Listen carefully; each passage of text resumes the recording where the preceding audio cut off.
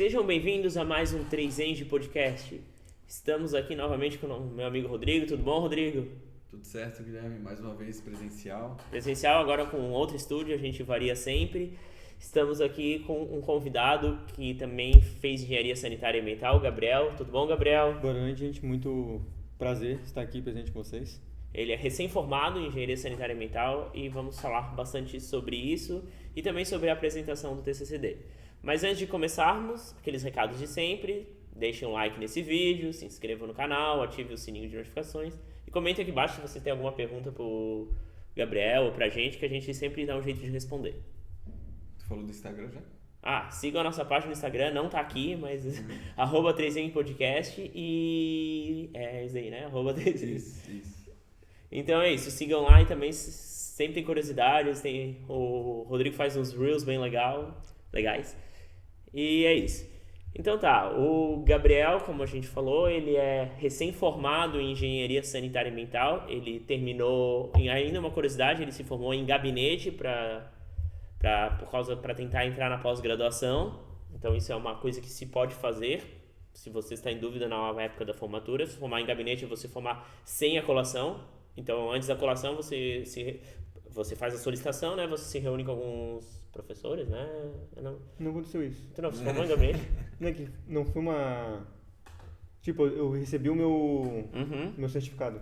Foi só isso, direto por e-mail. É que eu tinha... sério? Nossa, então não foi nem gabinete. Não foi gabinete, ignora o que a gente falou. Por e-mail mesmo. Por e-mail. É porque gabinete eu sei que tu reúne com alguns professores, eles fazem uma formatura de 5 minutos e pronto. Foi bem direta mesmo. Uhum. Daí ele faz antes de colar grau com todo mundo e na hora da colação, se ele quiser participar, ele simplesmente vai lá e depende do combinado, às vezes ele não se levanta para pegar o diploma ou ele já fica com a beca. Mas a gente fala isso mais tarde. Então, Gabriel, a gente geralmente começa o podcast com essa pergunta. O que te levou a fazer engenharia sanitária e ambiental? Tu tentou algum curso antes? Foi a tua primeira opção? Então, né, eu me formei em 2012 no ensino médio. Então, fiz o vestibular em 2012 da UFSC. A minha primeira opção de começo em engenharia mecânica e a segunda automação. Eu gostava muito na época, de ver os documentários da Discovery sobre construções de cargueiros. Então, era uma coisa que eu gostava muito, tinha muito interesse em fazer. Também sempre gostei muito do mar. Então, eu tinha muito interesse nessa área da engenharia mecânica e a automação era uma secundária porque eu pensava que era alguma coisa parecida na época, né? Mas as duas engenharias são bem diferentes. A engenharia naval não tinha na época? Tinha, mas eu queria ficar... Na época, eu acho que já existia engenharia naval, mas eu não me via me mudando pra fora de Floripa na época. Porque tinha filho? Eu queria ficar na cidade. Tá certo. Era menor de idade também, então pra mim era uma coisa meio complicada, assim. E daí eu não passei, daí eu entrei no cursinho, né, em 2013.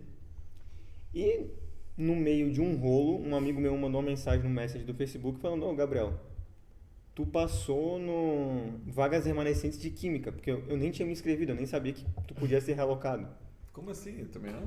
Tem a opção, existe quando sobra vaga uma coisa chamada reopção. Então tu não passou no teu curso, sobrou vaga em outros cursos, eles pedem para as pessoas fazer, eles chamam quem não passou para abriu a vagas para reopção. Só que tu fez isso ou não? Fiz. Tá, isso. Foi o seu. Tá. Então Só que eu nem tinha me tocado, porque eu fui chamado na 8ª chamada, então tipo, já tava, sei lá, em maio. Do nada o meu amigo mandou mensagem e falou: Ô, Gabriel, tu passou? Eu falei: passei, mas será que eu quero fazer? Daí eu conversei com meu pai, daí a gente entrou no acordo, vamos tentar fazer os dois, né? Porque eu já fazia cursinho, então passei meu cursinho pra noite e eu fiz química de manhã na UFSC. E eu gostei muito do curso. Tipo, eu gostei muito da área de laboratório, gostei da conteúdo que eu tava vendo e eu já ia muito bem em química no ensino médio, só que não era uma coisa que eu percebia, assim, tipo, eu queria trabalhar com isso. Então eu acabei gostando muito e pensei, só que eu não queria química. Eu queria alguma coisa mais engenharia, assim. Daí eu pensei, qual engenharia que tem muita química? Daí eu tinha engenharia química e engenharia sanitária e ambiental. Daí eu botei engenharia química como primeira opção, engenharia sanitária e ambiental como segunda e acabei passando por engenharia sanitária e ambiental. E eu acabei gostando bastante do curso, logo de começo, assim, gostei do pessoal. E depois de conversar com algumas pessoas, eu vi que a engenharia química que eu tinha na minha cabeça não era bem o que eu queria, porque na UFSC, né, a nossa engenharia química é muito uma química industrial. Então não é uma coisa que eu me via muito fazendo, que eu queria ficar mais dentro de laboratório mesmo. Sempre uma coisa que eu gostei bastante, desde quando eu fiz química. Então, foi assim que eu descobri que, a princípio, eu queria engenharia sanitária ambiental. Então tu conseguiu entrar. Tu falou que gostou do curso desde o início, mas quais foram as tuas primeiras impressões desde que tu chegou, assim? Tu gostou das matérias básicas? Teve dificuldade? Qual foi o baque, assim, de mudar de uma escola para uma faculdade? Então, parte eu já tinha vivenciado antes, né, na química. Sim. Então, já tive minhas primeiras dificuldades com geometria analítica. Tive bastante dificuldade com geometria analítica e cálculo, porque nunca foram matérias que eu fui muito bem durante o cursinho, mesmo querendo engenharia, nunca. Quer dizer, eu era bom em matemática, mas não, né, matemática de funções, essas coisas foi coisas que eu sempre tive bastante dificuldade.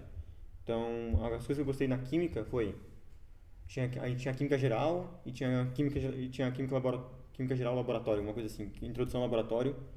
Então, tipo, era 6 créditos de química geral e 6 créditos de laboratório. Então, era uma coisa que eu me divertia muito ali.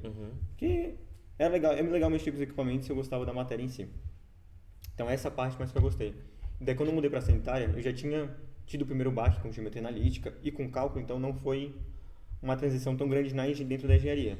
Eu também comecei mais para ver estudar com meus colegas, que isso foi uma coisa que me ajudou a passar nesse primeiro semestre, tanto de geometria analítica como cálculo. Passei no limite. Mas com química geral e laboratório e o química e laboratório, que acho que as duas matérias juntas, eu gostei bastante. E foi uma coisa que me deu mais apoio, assim. Eu pensei, se cálculo continuar assim, eu vou continuar de boa nos próximos semestres e tal. Então, e acho que eu gostava de algumas pessoas da minha turma, principalmente, então eu me dava bem com elas. E o pessoal do CA fez uma recepção muito legal. Então foi uma coisa que também me ajudou a ter uma introdução melhor no curso. Entendi. Tu tava falando ali sobre o laboratório, né? Isso foi uma coisa que não me pegou muito, assim, no curso da engenharia sanitária. Não sei se o Guilherme também pode falar o mesmo. Laboratório de química, eu digo, né? O laboratório de química foi padrão, assim, tipo, eu achava divertido algumas experiências, a de cor eu achei legal e outras não. A de cor. Que tinha alguma coisa que tinha pingar cores, assim. A taxa de cores da cromatografia. Mas aqui eu não gostei. Eu acho que até a gente tem uma disciplina de química geral, acho que é no laboratório, na primeira fase, aquela lá eu achei legal. Química geral é dividido, a primeira química, vulgo química 1, né, pra facilitar quem tá ouvindo, é dividido uma parte teórica e uma parte prática, pelo menos eu peguei o currículo antigo, o Gabriel já pegou... Não, eu peguei o currículo antigo também. É isso aí, daí tu tem 2 créditos em sala e 2 créditos no laboratório, daí a nota é dividida, e os professores às vezes são diferentes. Isso. E é uma coisa até que eu achei meio corrido. Acho que podia ser uma coisa mais aprofundada, principalmente pra sanitária, assim. Química geral eu achei igual ao ensino médio. É bem parecido. É muito parecido. E, inclusive no ensino médio parecia ser mais bem dado, porque tu via com mais calma, assim. Sim, isso é Não é nem só pelos professores, porque tu tinha que ver todo o conteúdo praticamente do ensino médio de química geral, tirando química orgânica, naturalmente, em 4 meses e meio, assim. Química orgânica eu vi no ensino médio. Eu também, não, mas química orgânica é como se fosse química 2, é a segunda disciplina de química do currículo. Daí a gente vê química orgânica, daí é diferente do ensino médio. A química geral eu achei bem igual. Acho que a parte do laboratório é uma coisa que a gente não vê muito no ensino médio, e a química geral que me falou, e é muito corrida, tipo, tem 2 créditos pra cada. Que nem eu falei, lá na química, foi uma coisa até que eu senti um pouco de falta, mas foi uma coisa que eu gostei de estar revendo. Que lá na química, né, era 6 créditos em sala e 6 créditos no laboratório. Mas é claro, né, é química, aqui a gente estava em engenharia sanitária. Mas eu acho que principalmente depois é visível que quando a gente chega, tanto em qualidade da H1, qualidade da H2, que são as matérias do primeiro laboratório, a galera tá bem despreparada, a galera faz bastante cagada, assim, né, dentro do laboratório, não tem um preparo correto pra, tipo, não tem uma base boa pra chegar no laboratório e já saber meio as práticas e o que fazer e como fazer. Então é uma coisa que eu senti um pouco de falta ali, de ter um pouco melhor base no laboratório. Sim. E tu acha que tu conseguiu validar as disciplinas de química, né? Não? Nenhuma. Sério, nem no laboratório que são mais créditos? Eu acho que, eu lembro que eu tentei validar geometria, na real, já que era o primeiro semestre eu fui meio tolo e eu não tentei validar nenhuma. Tá, mas tu poderia ter validado... Eu poderia ter validado só química geral. Só química geral. Porque daí, mas pelo menos... Mas não ia fazer muita diferença também pra mim.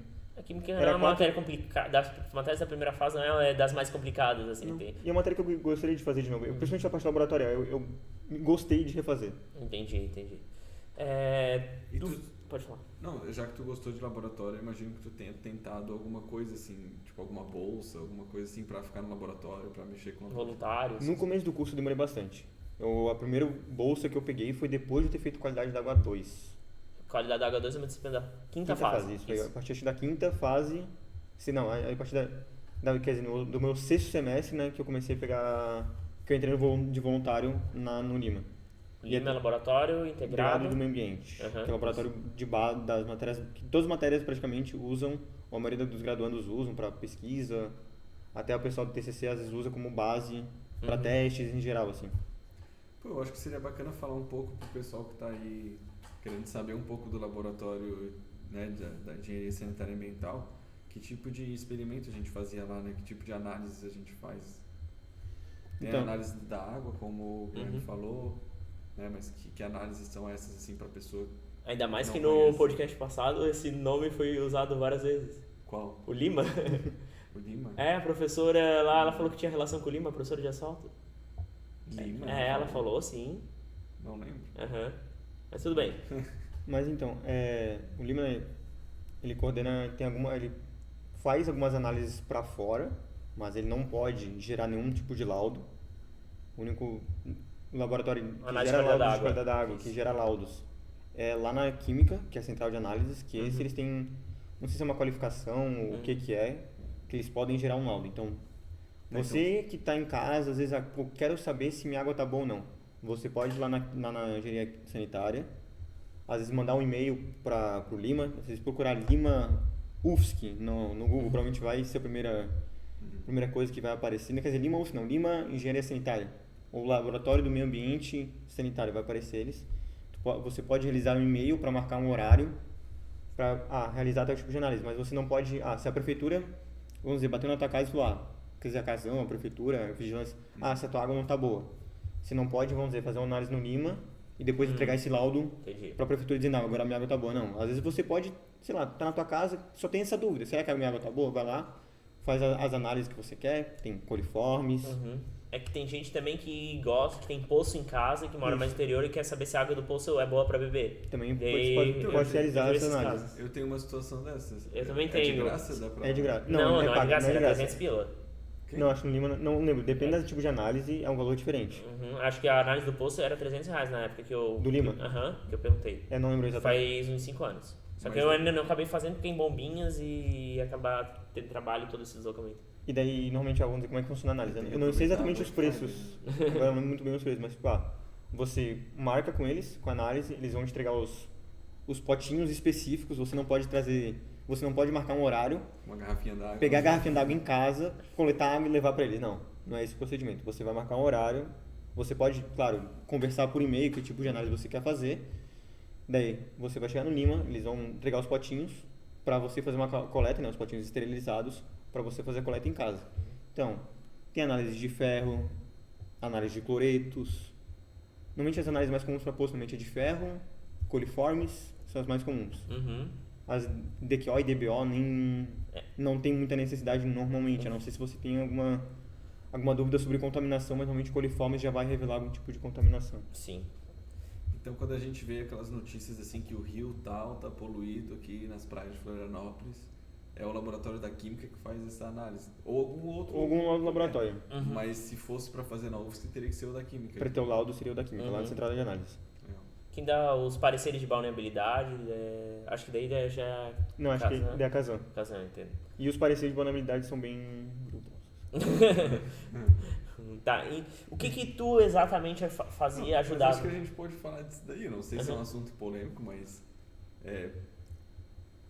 Alguém lá nos laboratórios questionavam muito esses relatórios? A gente acabava questionando um pouco porque a vulnerabilidade, até fiz um trabalho assim, durante a faculdade sobre isso, que ele só leva em conta um parâmetro. Ele só leva coliformes. É o único teste que é feito. Que coliformes indica possível contaminação fecal Isso. E daí isso pode gerar transmissão de doenças biológicas. Mas você não sabe se aquela água tem utilidade. Às vezes, tipo, vamos dizer, aquela água tá com... Pode estar balneável, mas não quer dizer que a água é tipo uma água potável. É balneabilidade. Você Balneável pode tomar banho. tomar banho. Então, às vezes, a água pode ter alto teor de ferro, alto teor de cloretos, ou algum outro, tipo, as IDQO ou DBO do próprio água pode estar em desequilíbrio. e você não sabe se aquela, tipo, você às vezes pode, sei lá, quando você toma banho, você acaba sempre ingerindo um pouco de água. Então, às vezes pode acontecer alguma contaminação também. Mas a água do banho tem que ser potável, não balneável, né? Isso. Até porque a... Diz a do banho do A do banho de chuveiro. chuveiro, sim. sim. Mas a água do mar até ali é potável. Então, mas o teste é um pouco duvidoso. A gente teve algumas discussões dentro do Lima que deveria ter mais parâmetros para fazer essa...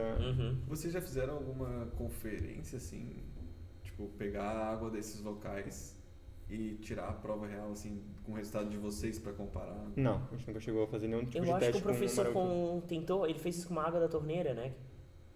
Eu acho que, só que acho que... Pra comparar com... ele viu que tava horrível a água da torneira, a água, só que daí não era nem balneabilidade, era potabilidade mesmo. Ele pegou a água da torneira, que era a água da empresa que abastece a água, e em Florianópolis e testou e tava ruim.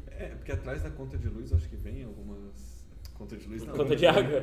Vem as informações. Vem algumas informações, né, de qualidade, então dá pra comparar.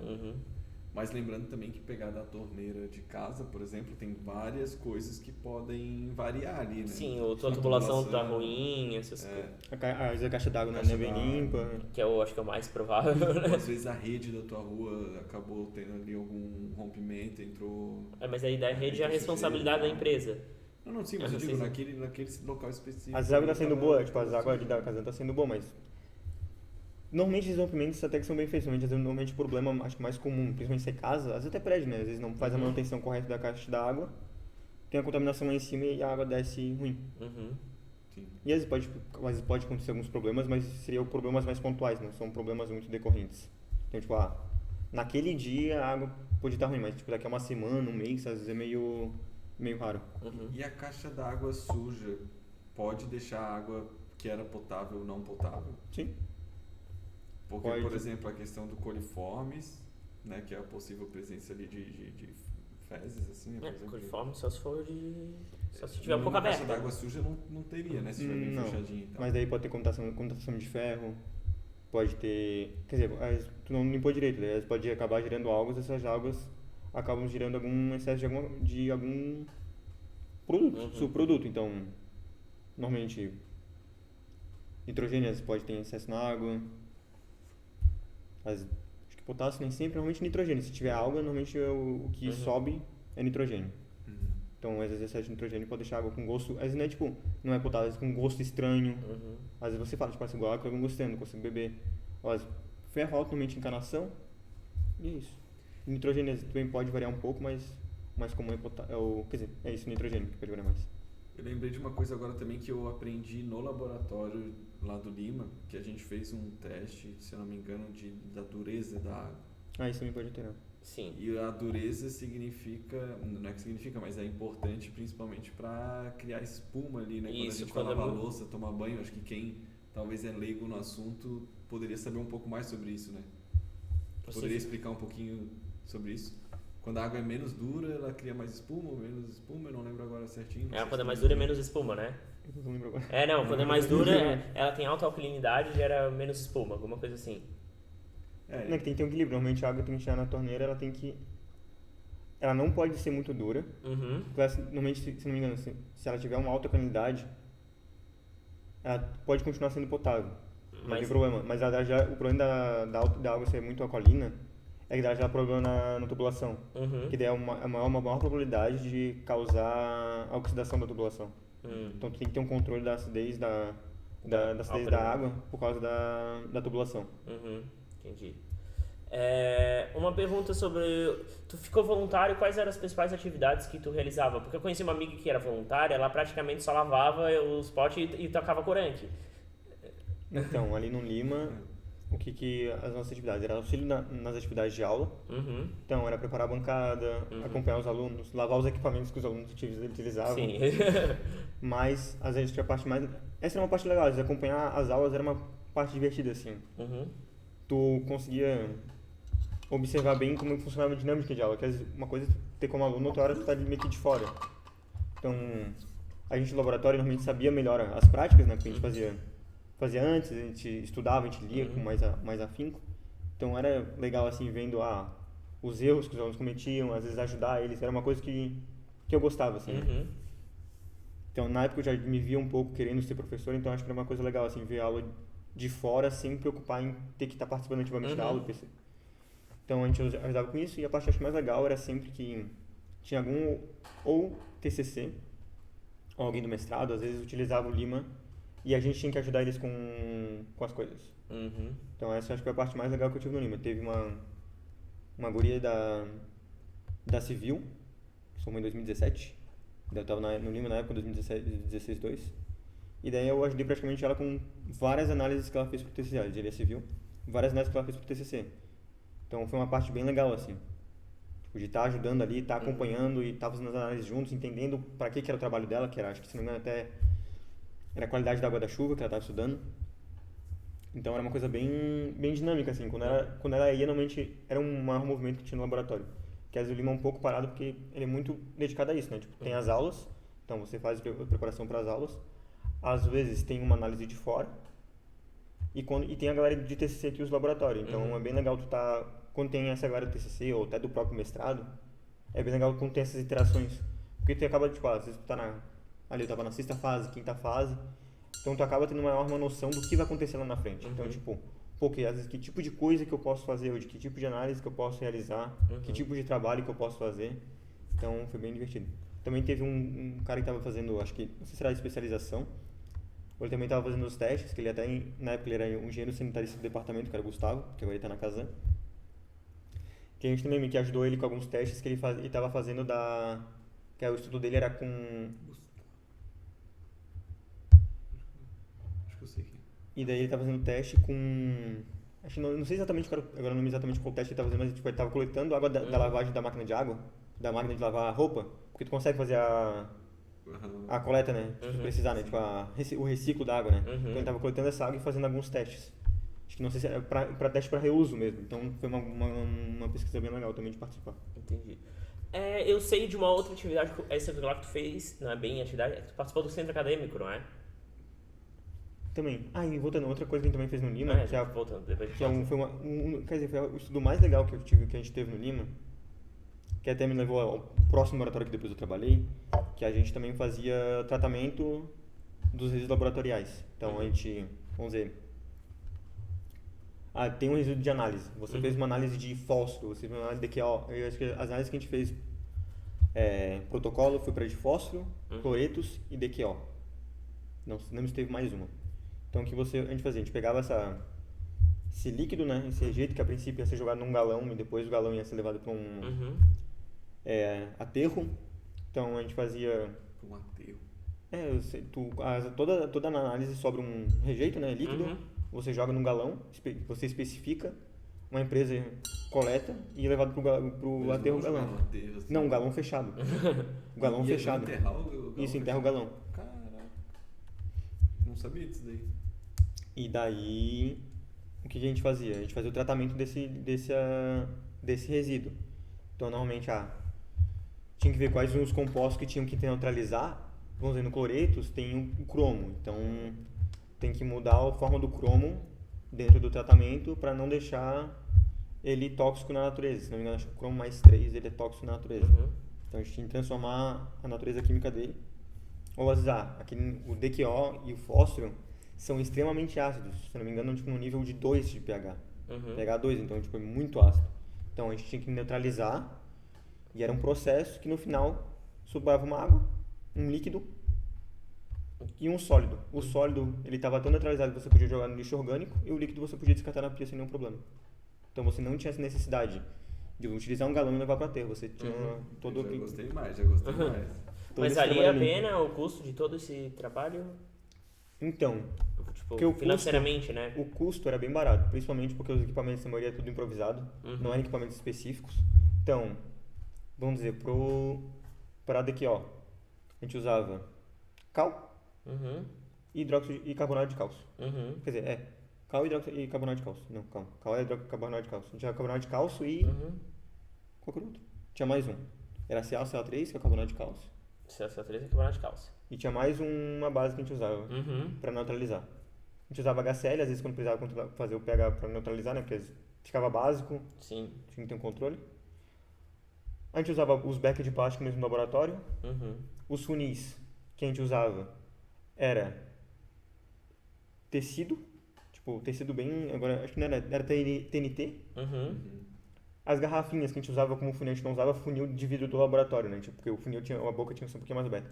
Tinha a garrafa plástica que a gente cortava no meio Esse é clássico. e botava o Esse funil, é o funil o clássico. funil TNT dentro e na ponta, né, pra ser um filtro, a gente cortava um pedaço de espuma Uhum. e fechava num filtro. Tipo, com uma cordinha, com Sim. barbante. Então esse era o nosso custo. E tu podia, às vezes, reutilizar mais de uma vez aquele negócio, dependendo do processo. Porque normalmente o primeiro processo era o quê? Neutralizar o composto. Uhum. Então era jogar carbonato de cálcio e outra base que eu não estou lembrando o nome.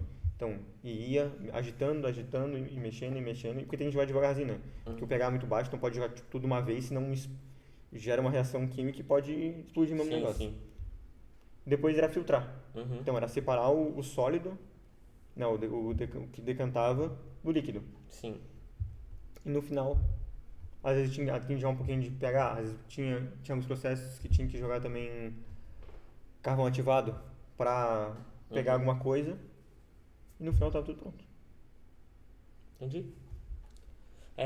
Tu falou que isso inspirou tu fazer a próxima pesquisa, né?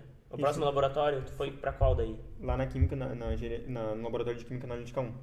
Que era onde... É na química mesmo. Na Então química tu mesmo. saiu do departamento ali e foi fazer um laboratório fora. Isso. Que lá na química tinha a Lígia, Uhum. que era a moça que coordenava até essa própria pesquisa. Ela que nos ajudou a fazer os protocolos Sim. para esses trabalhos.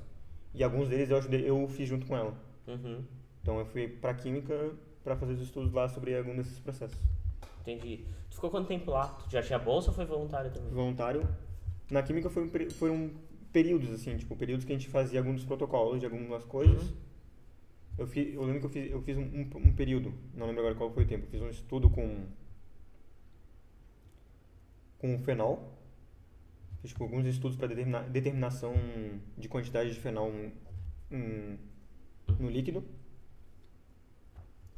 Teve outro período que eu fiz estudos, eu ajudei, tipo, meio que uma interação entre esse laboratório com o NIMA. Uhum. Tipo, eu estudo de DQO e de cloretos. Eu fui lá no laboratório da Lígia para entender meio como funcionava e ajudei ela Sim. nos protocolos, porque nem todo laboratório usa, às vezes, os mesmos componentes para fazer análise de laboratório. Então, os tratamentos variam, algumas quantidades, e às vezes até o composto final às vezes, sai de uma cor diferente, então tu não sabe exatamente se está indo para o caminho certo ou não. Uhum. Tá, mas não é tudo normativo os experimentos? Tipo, não é padrão? Não, muda. Muda às vezes um composto ou outro. Tipo, o resultado final é o mesmo.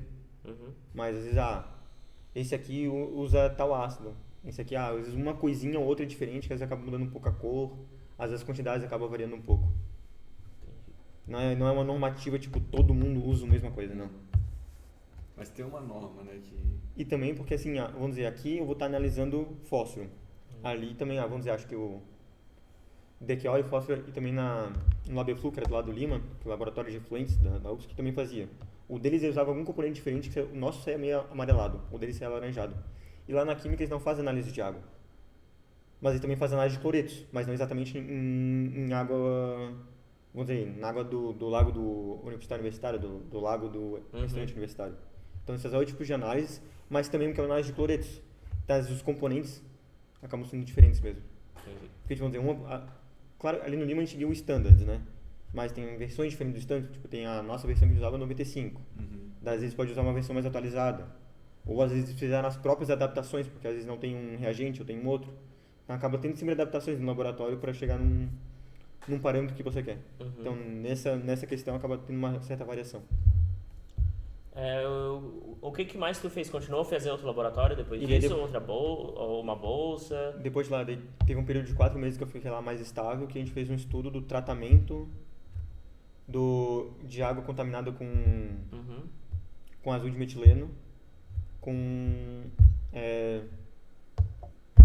processo agressivo avançado. Então a gente usou luz solar e dióxido de titânio para tratar a água com azul de metileno.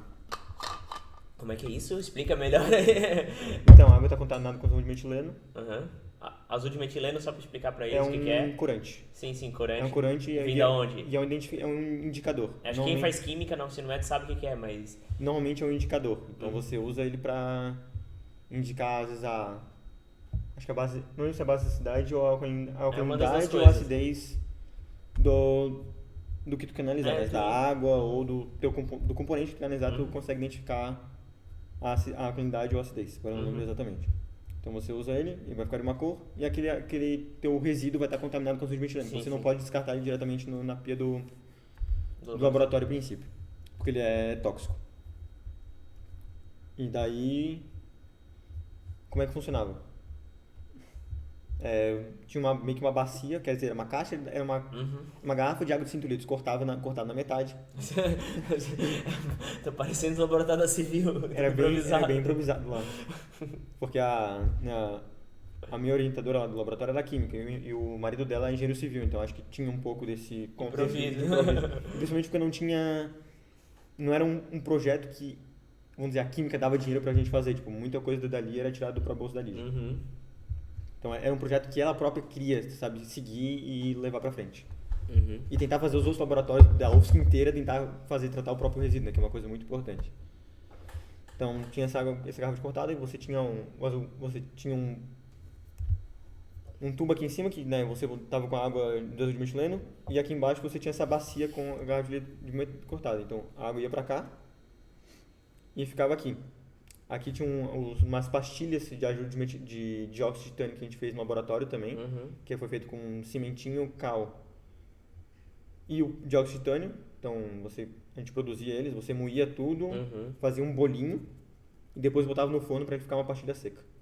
Então você jogava ali, daí ali, né, tava o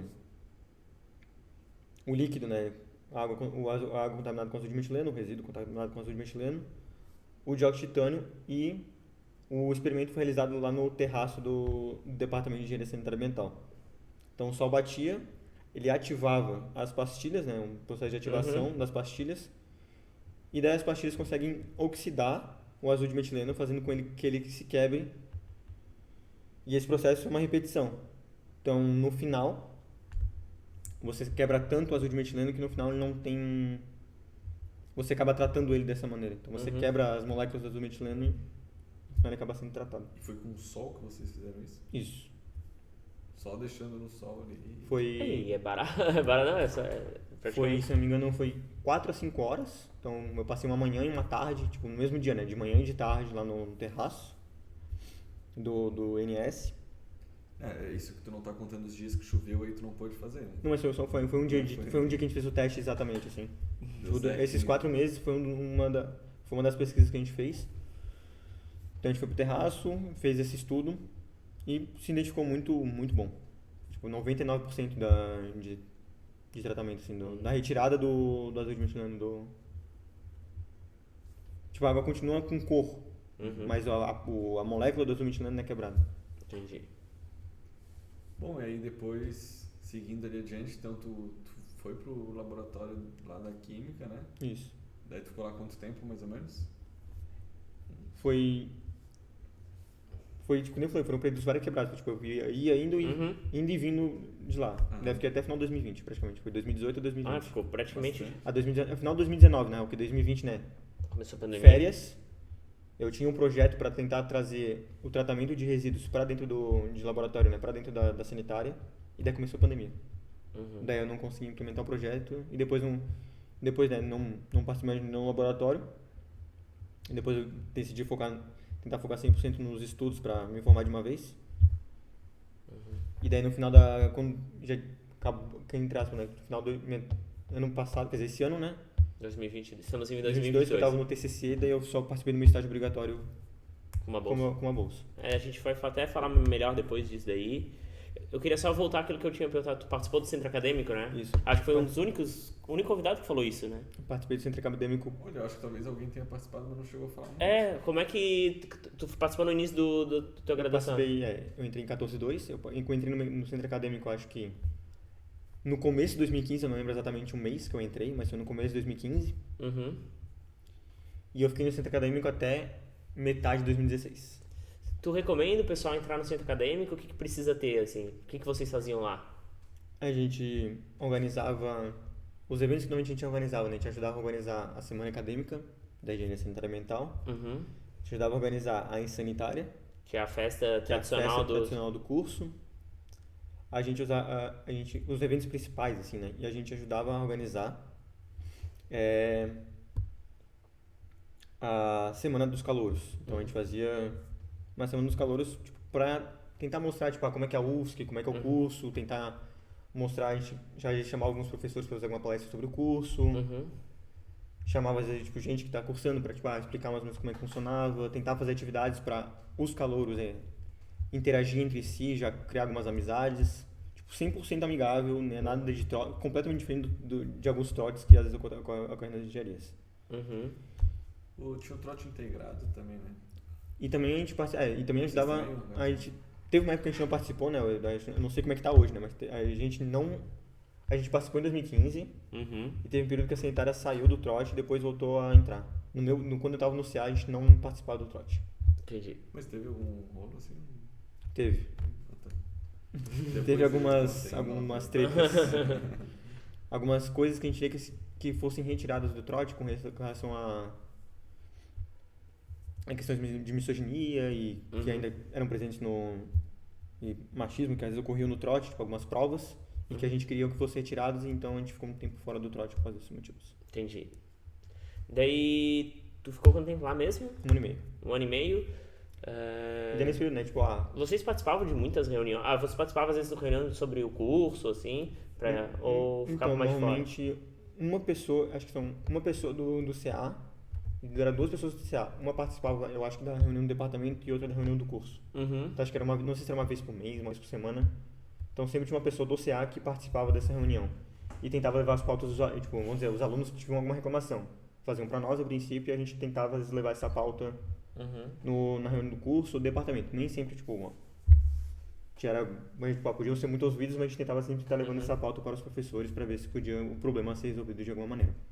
Entendi. E também no meu período, né, a gente sempre tentou fazer alguns minicursos, então foram realizados minicursos de ArcGIS, que é um software. Isso eu me lembro. Eu participei, inclusive. HackHMS, que é de Excel também.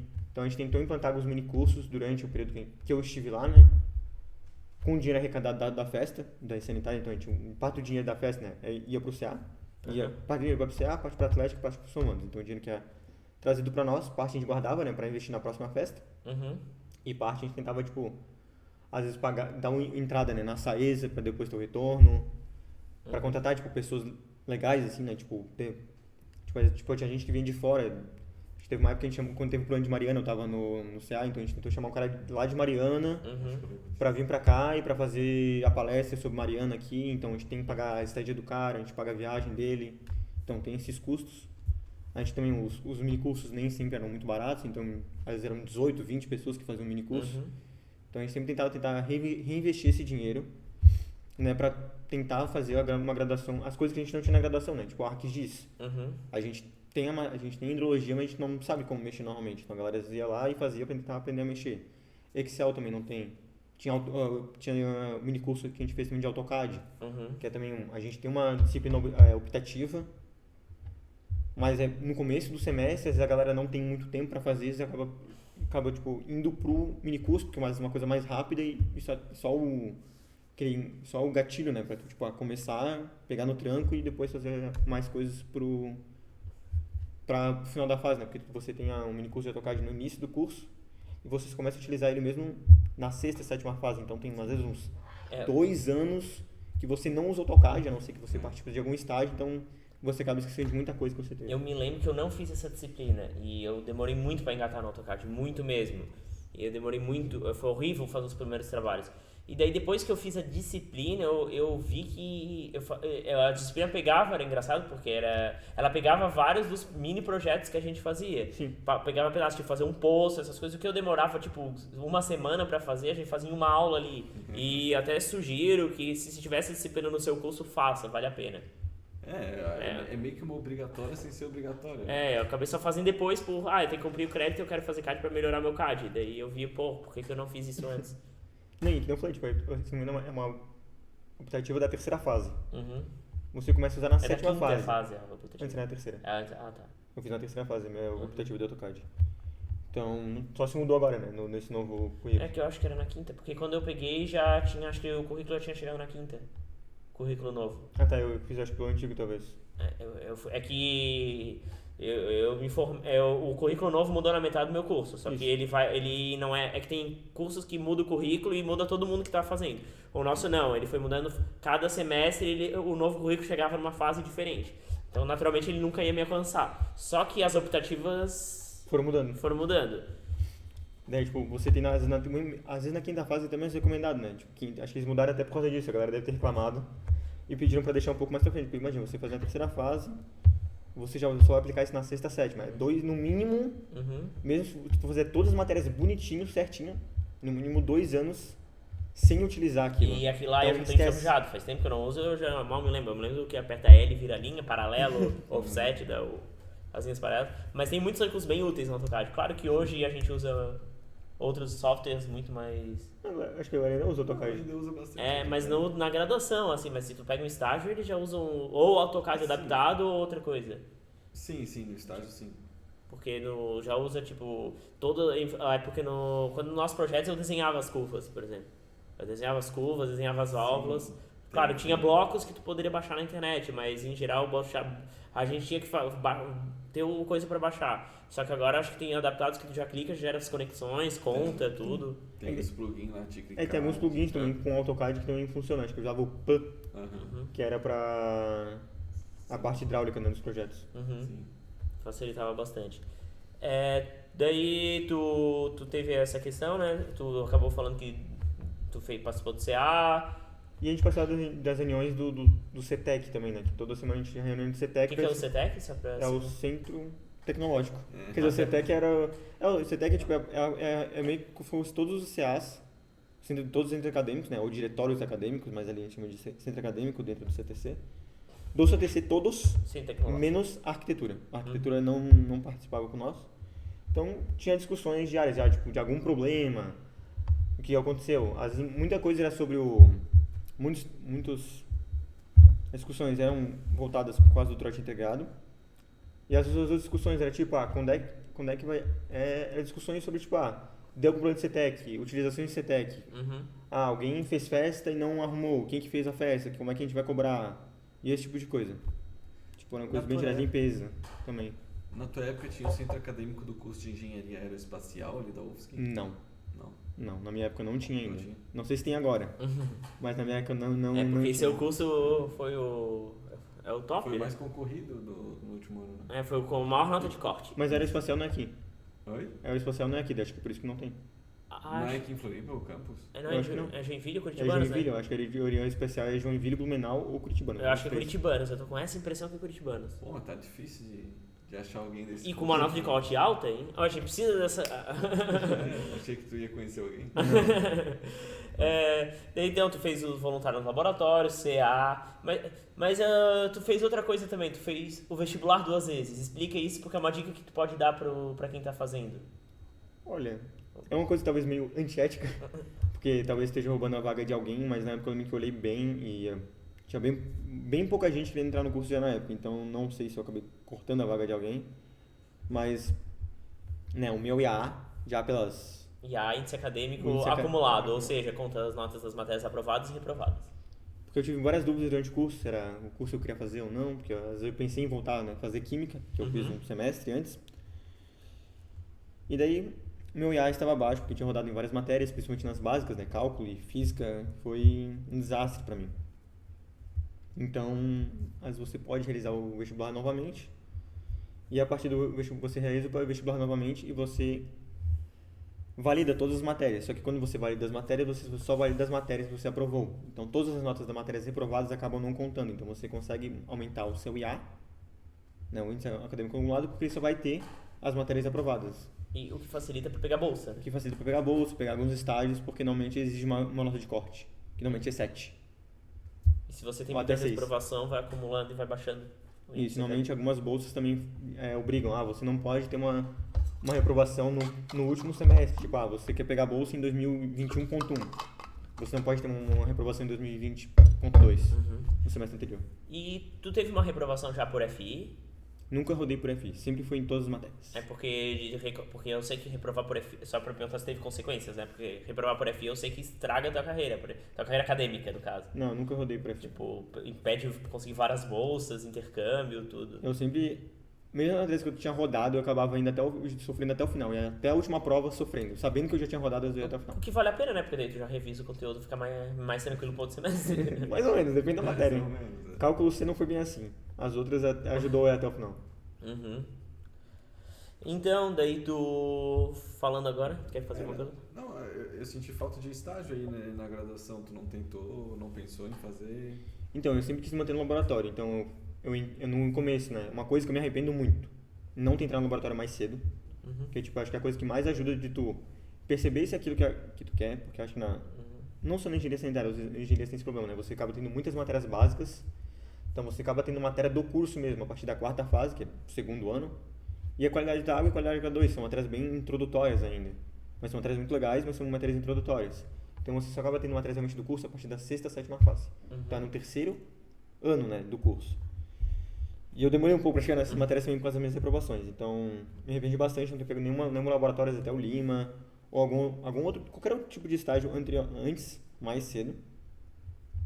Né? Porque às vezes bem que às vezes o curso também tem muita matéria no começo, né? Então tu acaba não se vendo com horários disponíveis. E o nosso Às curso vezes- integral? Integral, o nosso curso então- integral é de manhã e de tarde. Então você acaba às vezes não encontrando um horário disponível para botar um estágio. Você prefere, tipo, vou tentar fazer todas as matérias possíveis. E quando você vê, você não tem um tempo de 20 horas livre ali. Então é uma coisa que eu não me vi, mas é uma coisa que hoje eu tento entregar. Tipo, vou fazer o curso, tentar alongar um pouco ele mais, mas pelo menos eu vou fazer um estágio.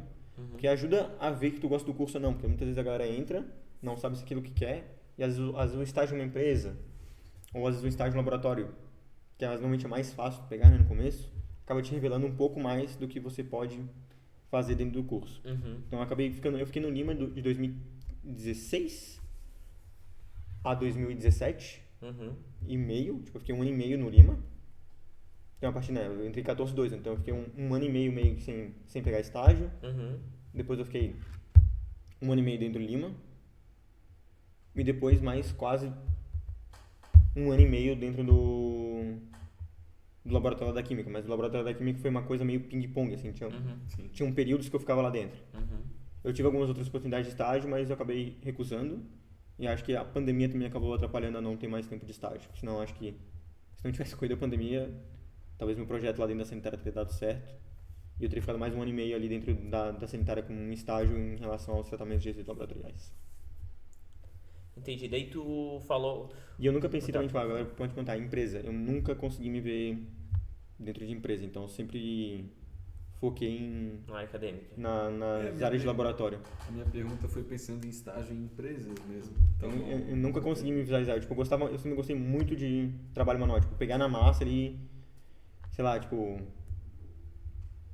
Um negócio, né? Tipo, não brincar de cientista, mas tipo, ser um cientista ali, tipo, com os experimentos, sempre foi uma coisa que, desde que eu fiz a primeira vez lá na Química, foi uma coisa que eu sempre me, tipo, caramba, isso aqui me dá muito tesão, sabe? Então não tem por que eu fugir daqui, sabe? Às vezes dá, tipo, poder uma visão diferente. Mas eu nunca gostei muito, tipo, de projeto, de ficar, tipo, sentado no computador, fazendo as planilhas, tipo, projeto no AutoCAD. Quando eu fiz a matéria, eu já vi, tipo, caramba, não... As planilhas eu gostava. As planilhas Excel até eu gosto, assim, mas os projetos no AutoCAD, tipo, eu ficava, cara... Eu me via dentro do laboratório e ficava, caramba, eu gosto muito de ficar... Tanto a parte acadêmica, tipo, quando eu estive ali no Lima, né, tipo, ajudar os alunos a visualizar o problema, auxiliando os alunos como fazer os próprios experimentos. Sempre foi uma coisa que eu gostei muito, muito, muito. Então eu não me via fazendo uma coisa fora daquilo. Mas nem assim um cargo de técnico de saneamento, por exemplo, não te interessa? Porque eu acho que é mais prático, né? Talvez me mexe interessaria, mais com a mas daí o técnico de ensinamento, normalmente para ir para casão, eu precisaria do técnico. E eu não tinha técnico. Eu não tive curso técnico, então acho que é uma coisa que eu não me vi fazendo. Entendi. Daí tu teria que aguentar outras coisas em paralelo. Também. Daí tu falou que pegou um estágio pro TCC, só que no laboratório. Isso. Pro TCC não, estágio obrigatório foi no laboratório. Tu vinculou isso com o teu TCC? Ou Sim, foi coisas diferentes? O meu estágio e meu TCC, eles estavam muito juntos, tanto que os temas são praticamente o mesmo tema, a única coisa diferente são as análises. Então, pro laboratório, eu acabei fazendo análise né, o meu trabalho foi sobre a inoculação, né? Tipo, a gente pegava um biofertilizante, que é fezes estabilizadas, são fezes tratadas, que podem ser usadas como biofertilizante. a gente inoculou ivermectina, né? Jogou ivermectina nesse solo, nesse biofertilizante, usou o biofertilizante no solo, implantou a alface e viu, para o meu TCC a gente viu se teria alguma diferença, as diferentes concentrações de ivermectina ou não tem ivermectina para o crescimento a produtividade da alface. Se mudava alguma coisa em tamanho e número de folhas. Isso para o meu TCC. E para o meu estágio a gente fez análise do solo e análise da folha do alface para ver se as quantidades, se a quantidade de ivermectina, qual a alteração das concentrações de ivermectina durante o período de tempo. Então foram coisas bem juntas. Você tiveram essa ideia realmente por causa da pandemia ou já tinha esse plano antes? Foi por causa da pandemia. Que aumentou o consumo. Aumentou muito o consumo da ivermectina, tipo, absurdos o consumo da ivermectina. Não só no Brasil, tá, gente? Que nem pensa que é uma coisa só Brasil, mas é tipo uma coisa mundial assim, questão do aumento do consumo da ivermectina mesmo, tipo, foi bem uma coisa assim, tipo, do nada era 3 mil por ano, do nada foi pra 300 mil, assim, foi uma coisa absurda, assim, o consumo da ivermectina. E daí teve a ideia foi de um aluno que era do Vitor, que fez o doutorado, o doutorado dele sobre a ivermectina, a toxicidade dela, e da professora, acho que eles entraram num consenso, para começar a estudar esse fármaco. Entendi. Vocês descobriram alguma coisa? O que vocês acharam? Então, na minha pesquisa, pelo menos no alface, né? Na minha pesquisa de TCC, deu que a princípio não alterava nada. Né, mas sobre o crescimento, né? Sobre o crescimento. As outras análises, até onde eu sei, que foi a última vez que eu perguntei, faz um mês mais ou menos, que eu perguntei se já tinha chegado os resultados, ainda não tinham chegado os resultados das análises, porque essas análises de concentração no solo e concentração na folha e na raiz foram mandadas para o Blumenau. Essa análise era para saber se a concentração no solo, na raiz e na alface, na folha do alface é a mesma ou é diferente? Gerava impactos tanto negativos? Para ver se tem algum impacto e para ver como funciona o transporte e a degradação. Tipo, será que a ivermectina, vamos dizer, porque nem todo fármaco, tipo, pensa, vai jogar ali, não é obrigatório ele ocorrer esse transporte, né? Tipo, sim, solo, raiz, depois raiz, folha. Às vezes ele pode demorar um tempo, então é interessante você saber a quanto tempo ele demora. Será que ele demora muito ou pouco? Porque isso também, se ele demora muito, quer dizer que o impacto na folha vai demorar mais tempo também para ocorrer. Sim. E vamos dizer, ali no nosso estudo, né, a gente tinha uma previsão de o alface ocorre por 60 dias, a produtividade do alface, 55 dias aproximadamente. O meu estudo durou 30 dias, então isso pode ser uma coisa que cortou. E alguns estudos trouxeram que algumas moléculas maiores, como a da ivermectina, poderiam demorar mais tempo para chegar na folha. Então, às vezes, o tempo de estar colhendo alface não deu nem tempo da ivermectina ter algum impacto na folha da alface. Entendi. Então, tem outras condições que também podem ter impactado nesse quesito. Deu muito trabalho fazer esse TCC? Quais são as dificuldades que tu achou? A dificuldade que eu tive mais, e foi mais por culpa minha, foi a questão de escrever o próprio TCC. Tipo, de eu conseguir ter uma continuidade e uma rotina de escrever o TCC. Esse foi o meu maior problema, que eu não recomendo pra ninguém. Sempre cria uma rotina pra você escrever o TCC. Esse eu acho que é a parte mais difícil. Se você tem uma rotina de escrever o TCC, tipo, todo dia, ou, sei lá, pegar 3 dias da semana, aí eu escrevo um pouquinho, tu chega no final, no princípio, com o teu TCC liso, assim. A parte de campo, no meu lugar, eu não achei que deu muito trabalho. Foi uma coisa que me divertiu muito. Tipo, é claro, deu trabalho, deu. Mas era uma coisa que quando eu fazia, eu gostava. Então, pra mim, não dava trabalho, sabe? Tipo, é trabalho, mas eu tava gostando do meu trabalho. Então, sempre foi uma coisa que me divertiu muito. As alfaces eram teus bebês, assim? Exato. Mas como é que foi pra fazer? Bom, primeiro, por que escolheram a alface? Não sei se, acho que não chegasse. Já tinha tido uma pesquisa anterior, de um mestrado, que a Priscila Carlon fez um estudo tipo, com diferentes biofertilizantes e viu como cada um impactou no crescimento da alface. E ela é a alface, tipo, é fácil, ela é meio que tipo um indicador. Então é fácil tu identificar as modificações que um fármaco pode causar, tanto na germinação, no crescimento. Ela é muito fácil, e também ela é fácil de identificar. As análises e cresce muito rápido. Tipo, 55 dias ela já está no crescimento final. Então é muito rápido tu conseguir ter um início, meio e final de ciclo. Sim. Vocês não pensaram em aplicar em outros vegetais ou outras coisas? Tipo? Durante o meu TCC não. Tá. Não sei como é que se as próximas pesquisas, não sei como é que tá. É porque tu falou que a alface é mais fácil de conseguir, então se afeta a alface, é capaz de afetar outras coisas também. Nem sempre. Tá. É bem específica a outra pesquisa. Tipo, nessa questão dos fármacos, tem até às vezes uma coisa muito difícil, porque cada variável às vezes pode mudar. Tipo, cada solo pode variar o impacto do fármaco. A gente não sabe, né? É provável que cada tipo de biofertilizante às vezes pode interagir com o fármaco de maneira diferente. E cada tipo, às vezes, de planta pode fornecer. Talvez uma planta muito parecida com a alface funcione diferente, mas pegar às vezes um tomate, um rabanete, pegar um tomate, um rabanete, uma alface, tu pode ter diferentes resultados. Entendi. Ou às vezes pegar uma graminha, uma alface, outra coisa, cada um realmente pode gerar resultados diferentes. Entendi. E aquela questão como é que vocês inseriram a ivermectina ali no solo? Vocês pegaram... A gente pegou o biofertilizante, botou num balde, pesou a quantidade de biofertilizante para ser igual. Tipo, a gente pesou 2,5 kg de biofertilizante no balde para ser distribuídos em cada lisímetro, pensa que é uma caixa d'água, é um terrário gigante. Então é uma caixa d'água de 1.000 litros, ou 2, eu não lembro, acho que é de 1.000 litros. Eu tava achando que eram uns vasinhos, assim. Eu Não, também. ali era uma caixa d'água, era 16 alfaces para cada... É porque tu tava falando de biofertilizantes por causa que a maior parte da ivermectina acaba ficando retida nas fezes, né? Isso, Por também. causa disso. Mas o vocês não biofertilizante... pegaram já a ivermectina com as fezes? Não, a gente Vocês separou. pegaram só as fezes. Mas é que tipo, o biofertilizante pode ser fezes estabilizadas, pode ser fezes compostadas, pode ser estruvita, que é vem da urina. Então, cada biofertilizante pode vir de uma excreta diferente, né? Pode vir da urina ou das fezes. Então, essas fezes já eram tratadas. É do projeto da professora Maria Elisa Magri, professora do departamento, que era As minha fezes tratadas orientadora. têm mau cheiro? Não, tem cheiro nenhum. Não? É terra, parece terra. E tratado seria o quê? Deixar no sol, secar? Então, o tratamento é feito com casca e cinza de ostra. Nossa. De ostra? Isso. Tá, casca e cinza de ostra, mistura tudo ali e deixa secar. É um período o processo que a Maria Elisa fez, se não me engano, foi tipo...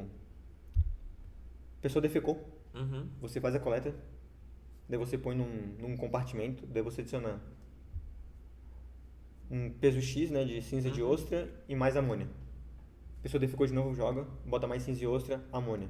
E esse processo dura mais ou menos 1 ano, até estar a fezes tratada pra isso. Tudo isso pra juntar um balde? Não, dá bastante até.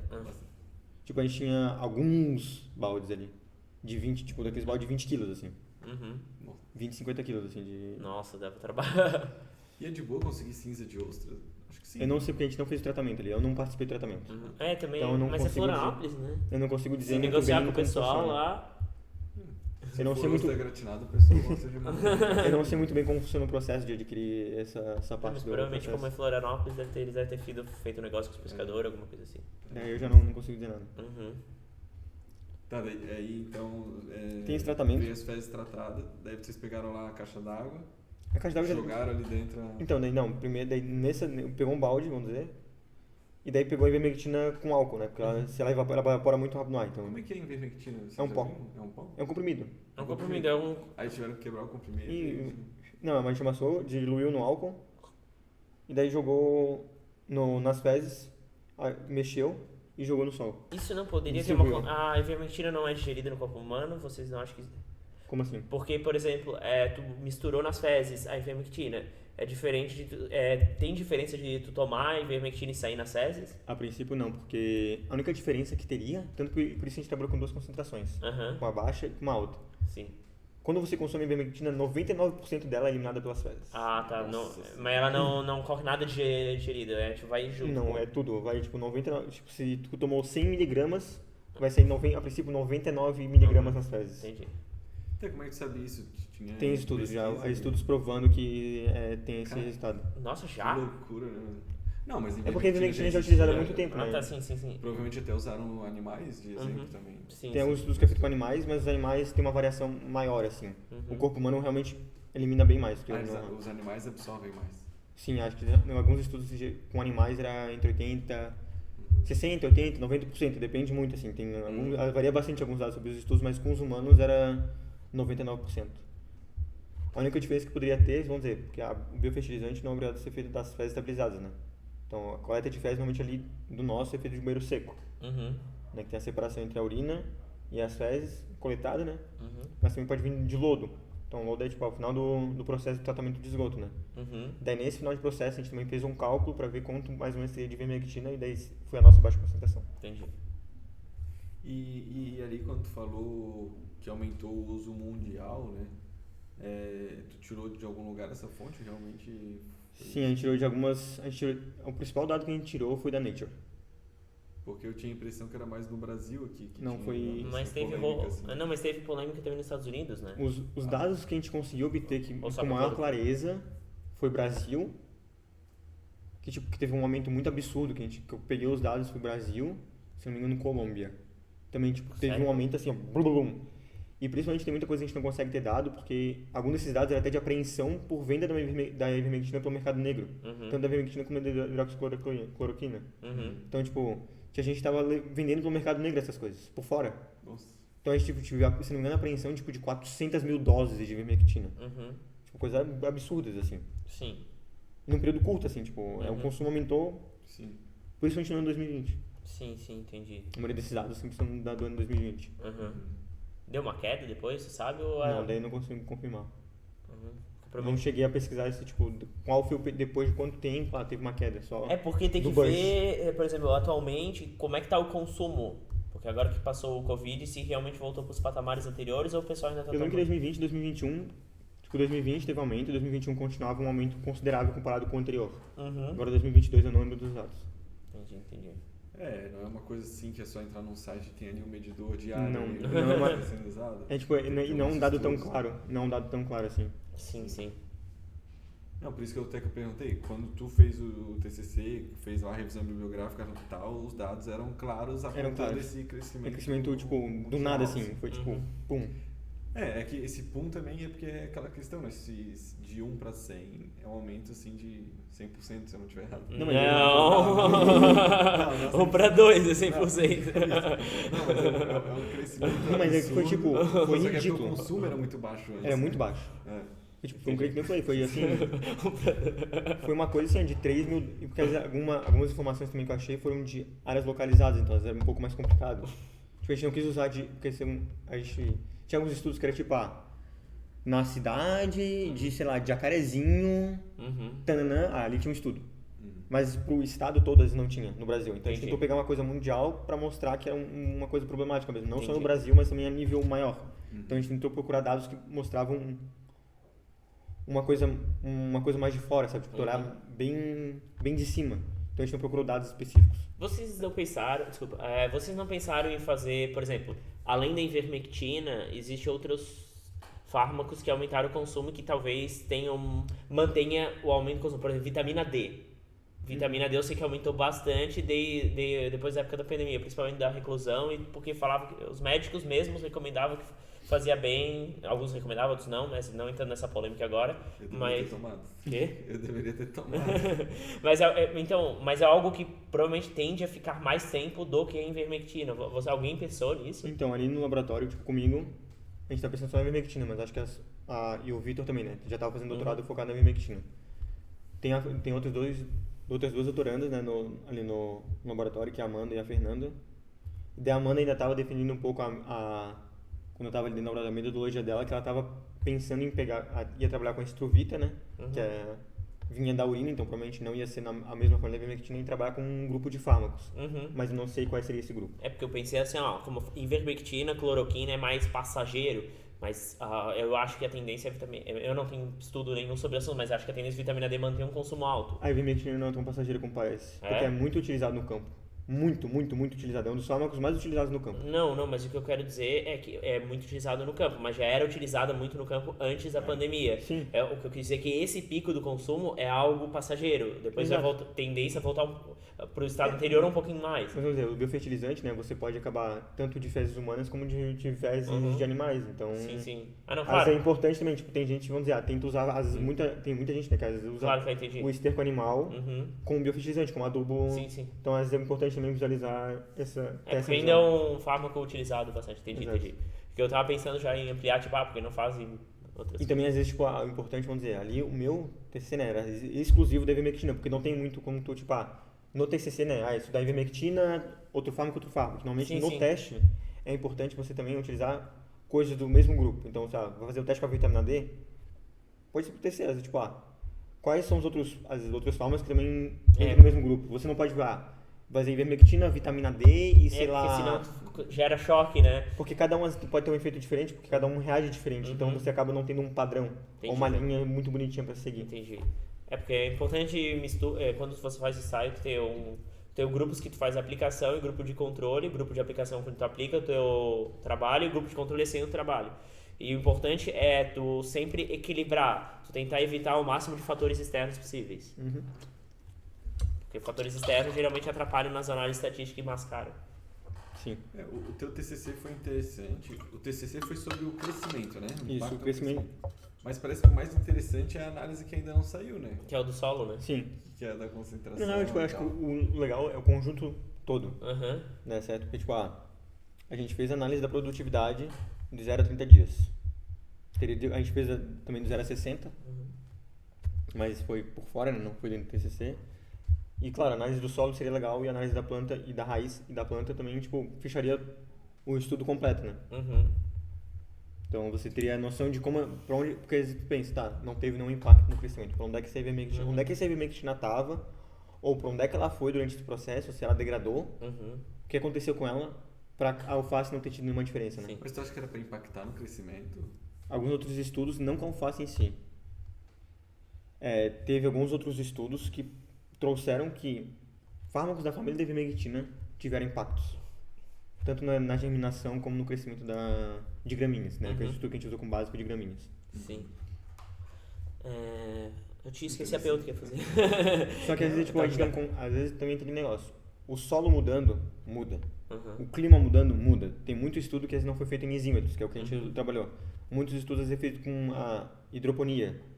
Tem alguns estudos que a pessoa, tipo, literalmente usa um copinho e é um estudo, tipo, muito rápido. Não é, tipo, 60 dias. É um estudo, tipo, de um período muito mais curto, as concentrações diferentes. Entendi. Então, tudo isso, às vezes, são fatores externos ou fatores diferentes de cada pesquisa que a gente acaba tendo, tipo, uma hipótese do que pode ocorrer, mas não é uma certeza. Sim. Entendi. Mas a gente tinha expectativa que ocorresse uma alteração. Uma coisa que tu falou que é interessante, que tu resolveu analisar essa coisa. E os teus outros colegas estão fazendo outras análises. É interessante falar que o TCC ele não precisa ser uma coisa completa que avalie todas as coisas. O TCC é apenas um pedaço de um grande... Pode ser, né? Um pedaço de um grande projeto onde cada um faz algumas coisas. Às vezes tem mestres, tem mestrandos, doutorandos fazendo projetos paralelos com maiores complexidades, talvez, naturalmente. E daí o interessante é todo esse conjunto que forma uma pesquisa. Isso. E o TCC a gente não precisa abraçar o mundo, resolver os problemas do mundo inteiro. E também não precisa ser algo inovador como no caso dele, assim, que pegou um tema atual, que fez um experimento que realmente é interessante ali para discussão, né? A gente, às vezes, no TCC, a gente pode fazer só um trabalho bem feito para provar que a gente realmente está pronto para se formar né? E o TCC é um trabalho de conclusão de curso. Existem cursos que não necessariamente precisa ser um trabalho acadêmico, com fundo de pesquisa. Por exemplo, no jornalismo, um monte de gente fazia uma reportagem. Então, uma grande reportagem, no caso. Por exemplo, como se fosse um especial do Globo Repórter, assim. É basicamente isso. Poderia ser feito um TCC mais ou menos assim.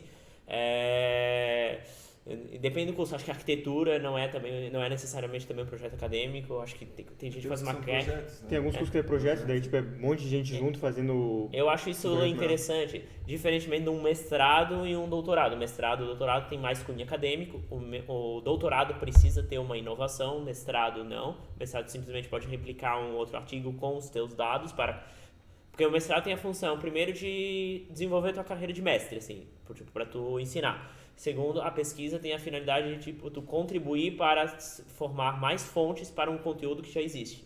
Tu pode fazer uma inovação, mas essa é a questão. O doutorado não, o doutorado já busca uma inovação, por isso tem que ter mais tempo.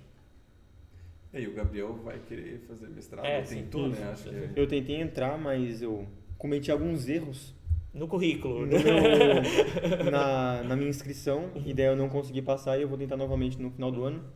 E nesse período eu vou fazer algumas matérias como aluno especial, que você consegue fazer isso, né? Se você é interessante falar se isso. formou, às vezes você quer fazer um mestrado, mas tem um tempo livre de alguma maneira, né?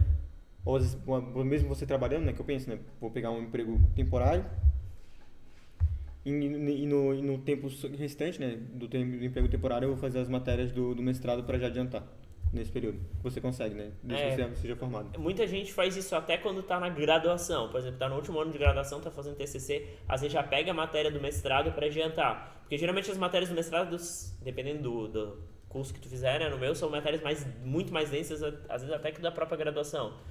Pelo tempo, pelo trabalho, então o pessoal já vai adiantando para não atrapalhar tanto na sua pesquisa. Por exemplo, eu já resolvi liquidar as matérias, todas no primeiro ano de mestrado, para não ter que me preocupar com isso depois e deixar só o segundo ano para pesquisa.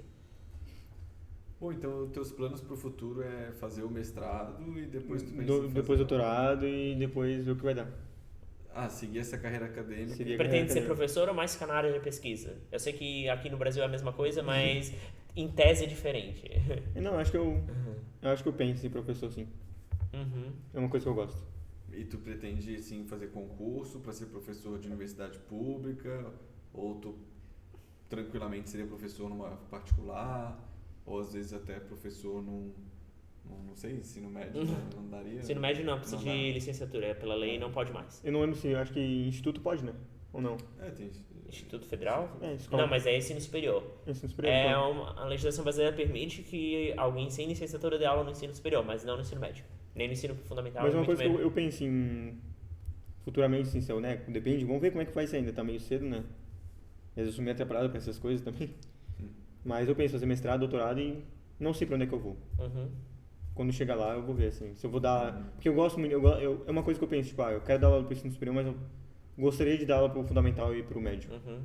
Mesmo às vezes parecendo uma coisa meio estranha, né? Porque... Mas existe uma coisa chamada formação pedagógica ou também existe cursos EAD de licenciatura. Então, tem gente que faz complementação. Conheço um amigo meu que ele estava terminando o doutorado, em paralelo ao término do doutorado, ele fez uma licenciatura em matemática ou física, num curso de educação à distância, e terminou em 1 ano e meio, assim, e agora está dando aula no ensino médio em Balneário Camboriú.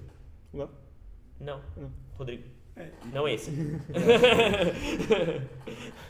E acho que talvez tu seria um bom professor de química, assim, no ensino médio, professor de biologia também, essas coisas assim. Alguma coisa séria, mas pelo química. Química é mais área. Porque tu gostava de química, né? Mesmo sem tem uma visão prática boa, assim. Tu tem uma experiência em laboratório, os alunos iriam adorar, assim, os exemplos que tu ia dar nas aulas. Se tivesse laboratório, às vezes, né, porque às vezes tipo, se for pro particular é mais fácil, às vezes tem uma área de laboratório. No público, às vezes é um pouco mais complicado, depende do lugar. Às vezes o IFSC, mas o IFSC é concurso também. O IFSC é concurso, acho que na aplicação também é concurso. Quando é federal acho que é concurso. Nos estaduais e municipais existe uma coisa chamada ACT, que é contratação temporária. Tu fica só 1 ano ou 2 e então abre todo ano em várias escolas, porque ninguém quer ir pro interior para trabalhar de temporário, né? Sim. Só se for concurso definitivo, que deu salário bem mais alto. Mas aí vamos ver, né? Ainda tá... não entrei no mestrado ainda, então ainda falta muito tempo para essas coisas ocorrerem, talvez. Tu vai entrar no final do ano. Porque o mestrado aqui na UFSC agora abre a cada 3 meses. Quando na minha época abria uma vez por ano. E era prova, daí se tirasse nota baixa, tu entrava em desespero já. Porque só no ano que vem. De 1 ano para 3 meses ficou bem mais frequente, né? E tanto que o número de candidatos despencou. Na minha época, acho que era 40 e poucos candidatos. Não, foi 24. Não, na minha época. Então, foi 24 vagas, né? Foi 24 vagas e 12 bolsas. Isso aí. Eu lembro que era 40 e poucos e tinha gente que tinha professor que tinha 7 concorrendo. Nossa. Tipo, eu acho que eram 9 professores. Tinha um professor que tinha 2 vagas e 2 alunos, mas tinha professor que tinha muita gente. No meu tinha 5, acho. Bom, tu lembra de mais alguma coisa pra perguntar? Tens mais alguma curiosidade acerca da sua vida acadêmica ou atividade extracurricular, essas coisas? A gente tá esquecendo de alguma coisa. Intercâmbio não chegou a fazer? Não cheguei a fazer intercâmbio porque... Mas tentou? Não tentei. Porque eu pensei em uma época fazer intercâmbio, só que eu já estava meio atrasado com o curso. E as minhas notas não eram muito boas pra tentar fazer intercâmbio também, que é uma coisa que atrapalhou. E acho que é uma coisa que eu recomendo assim, tipo, pra galera, né? Nunca... Às vezes, claro, né? Tem gente que precisa correr, né? Com curso pra tentar se formar o mais cedo possível, porque precisa do emprego como dinheiro, porque precisa ter o auxílio monetário, né? Pra se sustentar, às vezes precisa disso. Então eu entendo. Mas o que eu recomendo é sempre pegar algum estágio no começo do curso. A coisa que eu mais recomendo pra galera. Se você tá no início do curso, às vezes vale a pena tu demorar 6 meses a mais pra se formar, ou às vezes, tipo, em vez de fechar a graduação em 5 anos, fechar em 5,5, 6 anos.